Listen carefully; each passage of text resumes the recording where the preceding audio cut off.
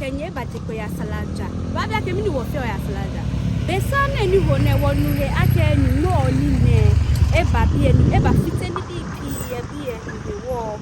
Wo ba kwe ni mene hu e. Wo ba wo ton wo le ake after ni no de mini ba. Onu pa me na me fe. Man bie me na me fe.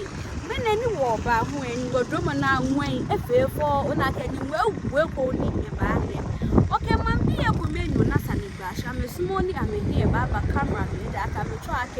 Ebesani wona abasha shami. Onupa ye babie. She ni ameba sense ni. Amena no kwa menu no kuni.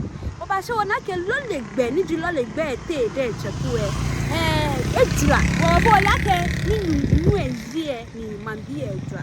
She wona ka ke je mambie ni she fa ni ji ke ko ni fa de te gbagbe. Ye lole gbe te.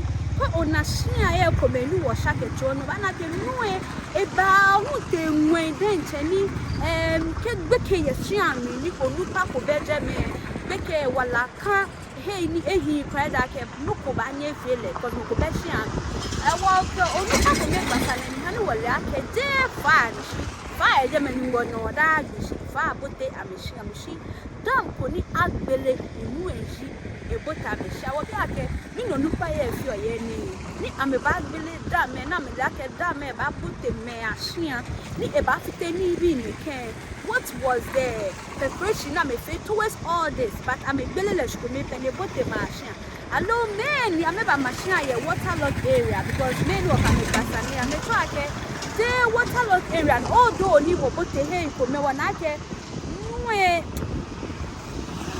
jame spoon ejo akiko na spoon den to no yake numi ona bia no ba five ni wodo mo won to ni le kege ni me anafa ni kwa ke hey you fire you okay hey ni men ame try me pillars kemi yo ni ame matuwe is it that me ni ho spoon ha me ni ame jogbe allo me ni yo spoon hu ni ame jogbe what is the whole reason why ni overfish oh to me oh wash can no ba is for your hey for ni olake he no small ye ke you money ke fai ke no fi no ni ba ye ba so e no ba he man bi wo shi ha ni ye de nche ne ke ne drum api ne ke do aba a cho ye